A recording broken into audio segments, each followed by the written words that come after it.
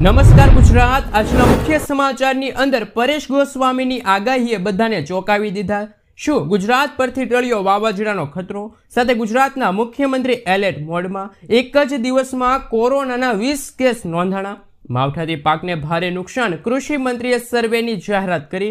ખેડૂતોને મળશે 25,000 રૂપિયાની સહાય। રાશન કાર્ડ ધારકો આપે ધ્યાન। સરકારી લાભ લેવા આધાર કાર્ડ ફરજિયાત। કૃષિ મંત્રીની જાહેરાત। ખેડૂતોના દેવા માફ થશે। ભારે પવન ફૂંકાતા કેરી પાકને ભારે નુકસાન થયું છે। ટ્રેક્ટર ખરીદવા ખેડૂતોને મળશે 45,000 રૂપિયાની સહાય। સાથે ખેડૂતોને મળશે 2,000 રૂપિયાને બદલે 9,000 રૂપિયાનો હપ્તો। ગેસ સિલિન્ડર ધારકો આપે ધ્યાન। અને આજના સૌથી મોટા ખેડૂત ઉપયોગી સમાચાર જાણીશું આજના આ વિડીયોની અંદર। મિત્રો, દરેક સમાચાર દરેક માહિતી જણાવીએ એ પહેલા ગુજરાતના જે પણ મિત્રો ચેનલ પર જો પહેલી વાર આવ્યા હોય તો મિત્રો ખાસ કરીને વિડીયોને એક લાઇક કરી ચેનલને સબસ્ક્રાઇબ કરવાનું ભૂલતા નહીં। સાથે આજનો આ વિડીયો છે જેને અંત સુધી જોતા રહેજો। મિત્રો, અત્યારે તાજા અને હવામાન સમાચાર વિશે વાત કરીએ તો ગુજરાત પરથી વાવાઝોડાનો ખતરો દૂર થઈ રહ્યો છે। વાસ્તવમાં આગાહી વ્યક્ત કરી છે પરેશ ગોસ્વામીએ। ગુજરાત પર વાવાઝોડાનો ખતરો ટળ્યો છે। પરેશ ગોસ્વામીએ કહ્યું છે કે આજે સિસ્ટમ વધુ મજબૂત બની છે અને ઉત્તર પૂર્વ દિશા તરફ સિસ્ટમ આગળ વધી રહી છે। તેમણે કહ્યું કે ગુજરાત પર વાવાઝોડાનો ખતરો ટળ્યો છે।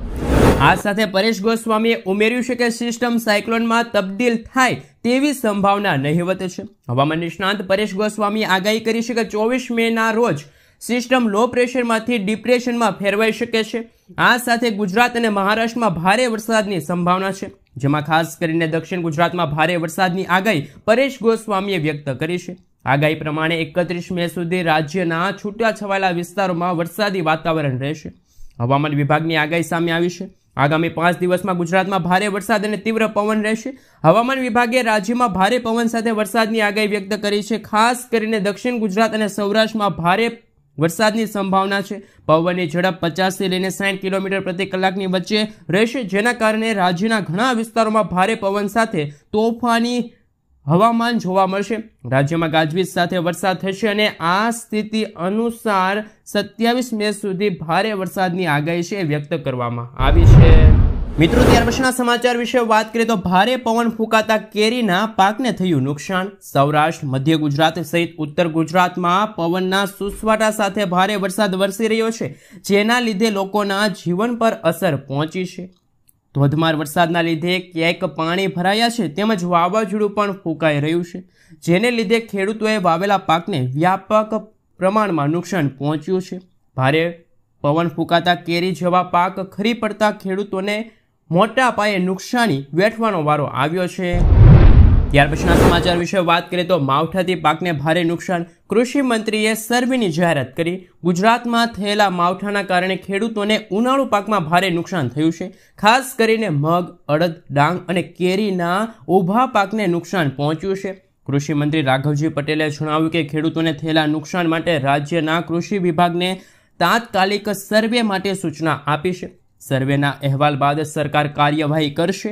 વાવાઝોડાની આગાહી પગલે માછીમારો અને માર્કેટિંગ યાર્ડને પણ સાવચેત રહેવા માટે કહેવામાં આવ્યું છે। મિત્રો, ત્યાર પછીના સમાચાર વિશે વાત કરીએ તો વાવાઝોડાની અસરના પગલે સુરતના દરિયામાં કરણ જોવા મળ્યો। દરિયામાં 3 ફૂટ ઊંચા મોજા ઉછળ્યા હતા। દક્ષિણ ગુજરાતમાં વાવાઝોડું નજીકથી પસાર થશે તેવું હવામાન વિભાગે જણાવ્યું છે। દરિયાઈ કાંઠાના વિસ્તારોમાં 40 થી લઈને 70 કિલોમીટર પ્રતિ કલાકની ઝડપે પવનો ફૂંકાશે। આથી એલર્ટ રહેવા સૂચન છે। 28 મે સુધી વાવાઝોડાનું એલર્ટ આપવામાં આવ્યું છે। કાંઠાના વિસ્તારમાં વરસાદની શક્યતા છે। સુરત મહાનગરપાલિકાએ કંટ્રોલ રૂમ શરૂ કર્યા છે। માછીમારોને દરિયો ન ખેડવા સૂચના આપી છે। મિત્રો, ત્યાર પછીના સમાચાર વિશે વાત કરીએ તો હવે આ ખેડૂતોને મળશે 9,000 રૂપિયાનો હપ્તો। ભારત એક કૃષિ પ્રધાન દેશ છે, જ્યાં આજે પણ 50%થી વધુ વસ્તી આજીવિકા માટે ખેતી પર નિર્ભર છે। ખેડૂતોની આર્થિક સ્થિતિ સુધારવા માટે સરકાર સમયાંતરે વિવિધ યોજનાઓ અમલમાં મૂકતી રહે છે। આમાંની એક મહત્વપૂર્ણ યોજના પ્રધાનમંત્રી કિસાન સન્માન નિધિ યોજના છે, જે વર્ષ 2018માં શરૂ કરવામાં આવી હતી। સમાચાર અનુસાર દિલ્હી સરકારે ખેડૂતો માટે એક મોટી જાહેરાત કરી છે, જે અંતર્ગત દિલ્હીના ખેડૂતોને હવે પીએમ કિસાન યોજના હેઠળ 6,000 રૂપિયાના બદલે વાર્ષિક 9,000 રૂપિયા મળશે। આનો અર્થ એ થાય છે કે હવે દિલ્હીના ખેડૂતોને 2,000 રૂપિયાના બદલે 3,000 રૂપિયાના 3 હપ્તા મળશે। જે રીતે મિત્રો દિલ્હીમાં પણ ભાજપની સરકાર છે, એવી જ રીતે ગુજરાતમાં છેલ્લા 25 થી 30 વર્ષથી ભાજપની સરકાર છે. તો શું ગુજરાતના ખેડૂતોને પણ હવે 2000 રૂપિયાના બદલે 3000 રૂપિયાનો હપ્તો મળવો જોઈએ કે ના મળવો જોઈએ? ખાસ નીચે કોમેન્ટ બોક્સમાં કોમેન્ટ કરીને જરૂરથી જણાવી આપજો. મિત્રો આગલા સમાચાર વિશે વાત કરીએ તો ખૂબ જ અગત્યના સમાચાર સામે આવી રહ્યા છે. સસ્તું અનાજ મેળવતા ગ્રાહકો આપે ધ્યાન. સસ્તા અનાજની દુકાનો પરથી અનાજ મેળવવા રાશન કાર્ડ ધારકોએ ફરજિયાતપણે ઈ-કેવાયસી કરવું પડશે. કાર્ડ ધારકોએ ઈ-કેવાયસી કરવું ફરજિયાત હોવાનું પાણી પુરવઠા મંત્રી કુંવરજીભાઈ બાવળિયાએ જણાવ્યું છે. ઈ-કેવાયસી નહીં હોય તો અરજદારોને આવતા મહિનેથી અનાજનો જથ્થો નહીં મળે તેવું કુંવરજીભાઈ બાવળિયાએ જણાવ્યું છે. આ સાથે ઈ-કેવાયસી હોવા છતાં સસ્તા અનાજની દુકાન પર અનાજનો પૂરતો જથ્થો ન હોવાના કારણે કાર્ડ ધારકોને અનાજ નથી મળતું તે પ્રકારની ફરિયાદ પણ બોલતા તેમણે કહ્યું કે આવી કોઈ વાત જ નથી. મિત્રો ત્યાર પછીના સમાચાર વિશે વાત કરીએ તો હવે ખેડૂતોને મળશે અનાજ ઉપર લોન.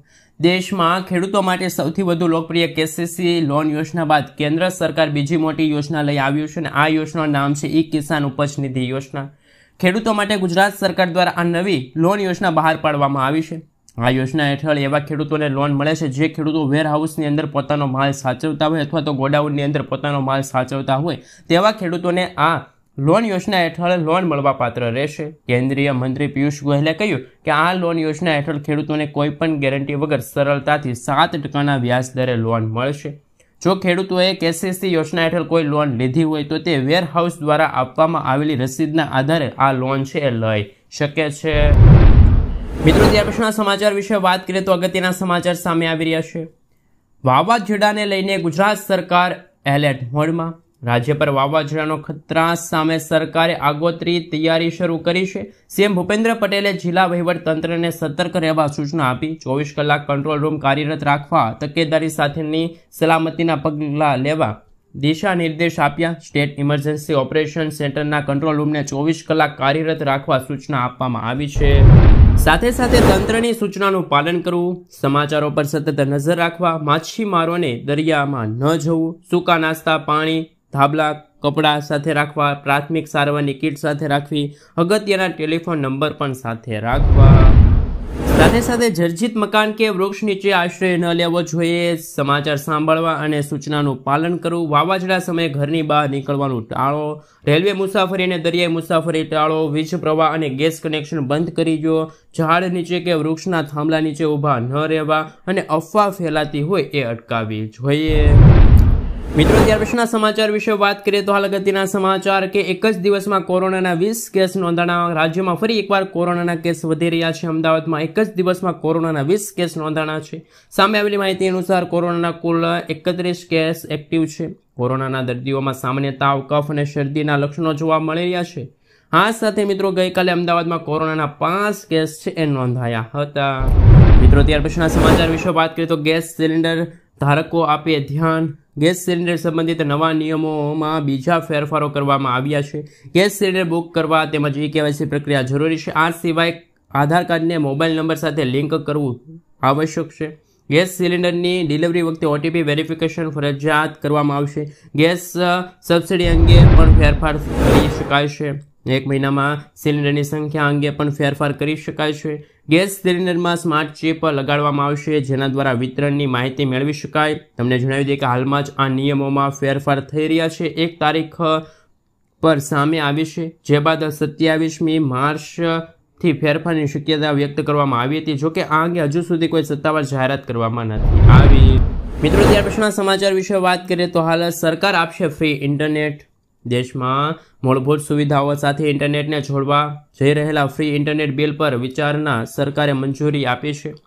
આ બિલમાં દેશમાં પછાત અને ગરીબ વર્ગના લોકોને મફત ઇન્ટરનેટ આપવાની યોજના બનાવવામાં આવી છે. તેના ઉદ્દેશ છે કે દેશમાં ગરીબ ડિજિટલ ઇન્ડિયાથી દૂર ન રહે, જેમાં સરકાર દ્વારા કોઈપણ ચાર્જ વિના ઇન્ટરનેટ મફત આપવામાં આવશે. ફ્રી ઇન્ટરનેટ બિલ ગયા વર્ષે ડિસેમ્બરમાં રાજ્યસભામાં રજૂ કરવામાં આવ્યું હતું. રાષ્ટ્રપતિએ ગૃહને આ બિલ પર વિચારણા કરવાની ભલામણ કરી છે. આ બિલનું નામ રાઇટ ટુ ફ્રી ઇન્ટરનેટ સુવિધા છે. મિત્રો ત્યાર પછીના સમાચાર વિશે વાત કરીએ તો અગત્યના સમાચાર સામે આવી રહ્યા છે. ખેડૂતોના 2 લાખ રૂપિયા સુધીના શું દેવા માફ થશે? હાલ મિત્રો એક માહિતી મળી રહી છે એ અનુસાર ગુજરાતના ટોટલ 53 લાખથી પણ વધુ ખેડૂતો આ યાદીમાં નોંધાણા છે. તેમાંથી 37 લાખ ખેડૂતોએ વર્ષ 2022 અને 23 દરમિયાન એટલે કે 31મી જાન્યુઆરી 2023ની સ્થિતિ સુધી એટલે કે માત્ર 10 મહિના માટે કૃષિ માટે ટોટલ 98,000 કરોડ રૂપિયાની લોન લીધી છે. ભલે દરેક ખેડૂતોએ વધતા ઓછા પ્રમાણમાં ખેતી માટે લોન લીધી હશે, તેનો સીધો અર્થ એ થાય છે કે ગુજરાતના દરેક ખેડૂતોના માથે 2,63,000 રૂપિયાનું દેવું છે. આમ સતત વધતી મોંઘવારીના કારણે ખેડૂતો દિવસે દિવસે દેવાદાર બનતા જાય છે. જ્યારે તેલંગાણાની ભાજપ સરકારે ખેડૂતોના 1 લાખ રૂપિયા સુધીના દેવા માફ કર્યા, જેના કારણે ગુજરાતમાં પણ દેવા માફીનો મુદ્દો ફરી એકવાર ચર્ચાનો વિષય બન્યો છે. ત્યારે મિત્રો સરકાર માત્ર ખેડૂતોના 2 લાખ રૂપિયા સુધીના દેવા માફ કરે તો પણ 90% ખેડૂતો છે દેવામાંથી મુક્ત થઈ શકે છે. ગુજરાતના લાખો ખેડૂતો અત્યારે દેવામાં ડૂબેલા છે અને ખેડૂતો છે દેવામાંથી મુક્ત થઈ શકે છે. મિત્રો આ એક અત્યારે માહિતી મળી રહી છે, આંકડા સામે આવી રહ્યા છે. આ અંગે અમારી ચેનલ કોઈ પણ પ્રકારની પુષ્ટિ કરતી નથી કે આ સમાચાર છે એ સાચા છે કે પછી ખોટા, પરંતુ મિત્રો તમે ખાસ કરીને નીચે જણાવી દેજો શું ખરેખર ગુજરાતના ખેડૂતોના દેવા માફ થવા જોઈએ કે ના થવા જોઈએ. ખાસ નીચે કોમેન્ટ બોક્સમાં કોમેન્ટ કરીને જરૂરથી જણાવી આપજો. મિત્રો આગળના સમાચાર વિશે વાત કરીએ તો સરકારી લાભ લેવા માટે આધાર કાર્ડ ફરજિયાત. જો તમે આધાર કાર્ડ અપડેટ નહીં રાખો તો તમારા બેંક ખાતા અને સરકારી યોજનામાં તમને લાભ મળવામાં મુશ્કેલીનો તમારે સામનો કરવો પડશે. જો તમારે નવું બેંક ખાતું ખોલાવવું છે, સિમ કાર્ડ ખરીદવું છે કે કોઈ સરકારી યોજનામાં લાભ મેળવવો છે તો આવી સ્થિતિમાં તમારું આધાર કાર્ડ અપડેટ રાખવું ખૂબ જ જરૂરી છે. જો તમારા આધાર કાર્ડને 10 વર્ષ થઈ ગયા છે તો એમાં મોબાઈલ નંબર, સરનામું, નામ બદલી ગયું હશે, જેને અપડેટ કરવું ખૂબ જ જરૂરી છે. એટલે કે આધાર કાર્ડ હવે તમે વહેલી તકે અપડેટ છે કરાવી લેજો. સરકારે હાલ આધાર કાર્ડ અપડેટ કરવાની છેલ્લી તારીખ આવતા મહિનાની એટલે કે જૂન મહિનાની 14 તારીખ છે એ નક્કી કરવામાં આવી છે. તો મિત્રો તમે 14 જૂન 2025 સુધીમાં તમારા આધાર કાર્ડમાં નામ છે, સરનામું છે, મોબાઈલ નંબર છે, કોઈ પણ પ્રકારની માહિતી છે, જન્મ તારીખનો છે એ તમે ચેન્જ કરવા માગો છો, બદલાવવા માગો છો તો વહેલી તકે છે મિત્રો હાલ આધાર કાર્ડ અપડેટ છે કરાવી લેજો, જેમના કારણે તમને સરકારી યોજનાનો લાભ છે એ સમયસર મળતો રહે. મિત્રો આગળના સમાચાર વિશે વાત કરીએ તો અગત્યના સમાચાર સામે આવી રહ્યા છે. હવે મિત્રો ખાસ કરીને વાત કરવામાં આવે તો આધાર કાર્ડ ઉપર શું ખરેખર 50,000 રૂપિયા સુધીની લોન મળવા પાત્ર રહેશે? કારણ કે મિત્રો જ્યારે આ વર્ષ 2024ની ડિસેમ્બર મહિનામાં આ યોજના સમાપ્ત થઈ હતી, પ્રધાનમંત્રી સ્વનિધિ યોજના, ત્યારે જ પીએમ મોદીએ આ યોજનાને 1 વર્ષના સમયગાળા માટે ફરી એકવાર શરૂ કરવાનો નિર્ણય લીધો હતો. એટલે કે પ્રધાનમંત્રી સ્વનિધિ યોજના હવે ડિસેમ્બર 2025 સુધી આ યોજના છે શરૂ રહેશે. અગાઉ તેમની છેલ્લી તારીખ 31 ડિસેમ્બર 2024 હતી. આ યોજના હેઠળ નાના વેપારીઓ છે સ્ટીલ વેકેન્સને લોન મળશે. નાણાં મંત્રાલયે ટ્વીટ પર માહિતી આપી છે અને કહ્યું કે કોઈ શહેરી વિક્રેતા, મજૂર કે અન્ય કોઈ નાગરિક કે જે કરિયાના, રેડીમેડ અથવા તો ફળની દુકાન ખોલવા માંગે છે તે વ્યક્તિ આ યોજના અંતર્ગત લોન છે એમની રકમ છે એ મેળવી શકે છે. જો કોઈ પણ એટલે કે મિત્રો તમે આ યોજના માટે અરજી કરવા માગો છો તો જરૂરી ડોક્યુમેન્ટ સાથે તમે અરજી કરી શકો છો. યોજનામાં ગરીબ પરિવારો અને ગેરંટી વગર આ યોજના અંતર્ગત તે ગરીબ પરિવારોને લોન મળશે. પીએમ સ્વનિધિ યોજના હેઠળ 50,000 રૂપિયા સુધીની લોનની સુવિધા ઉપલબ્ધ છે. જો કોઈ વ્યક્તિ શાકભાજીની દુકાન ખોલે છે તો તેમને સૌથી પહેલાં 10,000 રૂપિયા મળશે, ત્યારબાદ 20,000, ત્યાર પછી 50,000 રૂપિયાની ડબલ લોન મળશે. જોકે એક રકમ ભરપાઈ કર્યા પછી જ બીજી લોન યોજના અંતર્ગત તમને લોન છે મળવા પાત્ર રહેશે. મિત્રો આગળના સમાચાર વિશે વાત કરીએ તો શું મહિલાઓને ખરેખર મળશે હવે 1 લાખ રૂપિયા સુધીની સહાય? ગુજરાત સરકાર, ગુજરાતના મુખ્યમંત્રી ભૂપેન્દ્ર પટેલ અને કેન્દ્ર સરકાર પીએમ મોદીજી દ્વારા જન કલ્યાણ માટે અનેક પ્રકારની યોજના છે એ અત્યારે અમલમાં મૂકવામાં આવી છે. આ યોજના વિશે મિત્રો સવિસ્તાર જાણકારી મેળવીએ તો દેશના અને રાજ્યના નબળા વર્ગના લોકોને જીવનના મહત્તમ તબક્કે આ યોજના અંતર્ગત લાભ મળશે. આજકાલ કેન્દ્રથી લઈને રાજ્ય સરકાર સુધી મહિલા સશક્તિકરણને પ્રોત્સાહન મળી રહ્યું છે, જે હેઠળ કેન્દ્ર અને રાજ્ય સરકાર દ્વારા ઘણી યોજનાઓ ચલાવવામાં આવે છે. ગુજરાતમાં પણ આવી યોજના ચાલુ છે. આ યોજના હેઠળ રાજ્ય સરકાર રાજ્યની મહિલાઓને પોતાનો વ્યવસાય શરૂ કરવા માટે 1 લાખ રૂપિયા સુધીની લોન આપે છે. જો કોઈ પણ વ્યક્તિ એટલે કે મહિલા આ યોજના અંતર્ગત લોન મેળવે છે તો તેમને વગર વ્યાજે આ લોન છે મળશે. અને મિત્રો ગુજરાત સરકારની આ યોજના નામ છે મુખ્યમંત્રી મહિલા ઉત્કર્ષ યોજના વિશે આપણે સવિસ્તાર જાણકારી મેળવી તો ગુજરાત સરકાર મહિલાઓને 1 લાખ રૂપિયા સુધીની વ્યાજમુક્ત લોન આપે છે. આ લોન એવી મહિલાઓને આપવામાં આવે છે જેઓ પોતાનો વ્યવસાય શરૂ કરવા માગે છે, બિઝનેસ શરૂ કરવા માગે છે અથવા તો વ્યવસાય વધારવા માગે છે. આ લોન છે સરકાર દ્વારા મહિલાઓને કોઈ પણ જામીનગીરી વિના આપવામાં આવશે. તેમની ચૂકવણી માટેનો સમયગાળો મહત્તમ 5 વર્ષનો રહેશે. આ યોજના માટે અરજી કરનાર મહિલા અરજદાર ગુજરાતની કાયમી રહેવાસી હોવી જોઈએ. સાથે મહિલાની ઉંમર 18 વર્ષ કે તેથી વધુ હોવી આવશ્યક છે. અરજદાર મહિલા ઓછામાં ઓછું 8મું પાસ હોવું જોઈએ અને મહિલા પાસે માન્ય આધાર કાર્ડ હોવું પણ ફરજિયાત છે. આ તમામ શરતોનું જે મહિલા પાલન કરશે એ મહિલાને 1 લાખ રૂપિયા સુધીની વગર વ્યાજે લોન છે મળવા પાત્ર રહેશે. મિત્રો ત્યાર પછીના સમાચાર વિશે વાત કરીએ તો અગત્યના સમાચાર સામે આવી રહ્યા છે. એમના વિશે મિત્રો વાત કરીએ તો શું ખરેખર કૃષિ મંત્રીએ જાહેરાત કરી છે? કારણ કે મિત્રો ઘાસચારાની અછત અને બગાડ અટકાવવા માટે ચાલુ કરેલ સહાય યોજના અમલમાં છે તેવી જાહેરાત કૃષિ મંત્રી રાઘવજી પટેલે કરી છે. ઓછામાં ઓછા 5 પશુ ધરાવતા પશુપાલકોને 18,000 રૂપિયા સુધીની સહાય મળવાપાત્ર રહેશે તેવું કૃષિ મંત્રી રાઘવજી પટેલે કહ્યું છે. આપણે જણાવી દઈએ કે હવે ઘાસચારા નાના ટુકડા કરીને પશુઓને નિરણ કરવામાં આવે તો ઘાસચારાનો બગાડ છે અટકાવી શકાય. મંત્રીએ આ યોજના સહાય ધોરણ વિશે જણાવ્યું કે ઓછામાં ઓછા 5 પશુ ધરાવતા પશુપાલકોને રૂપિયા 18,000ની સહાય છે ચૂકવવામાં આવશે.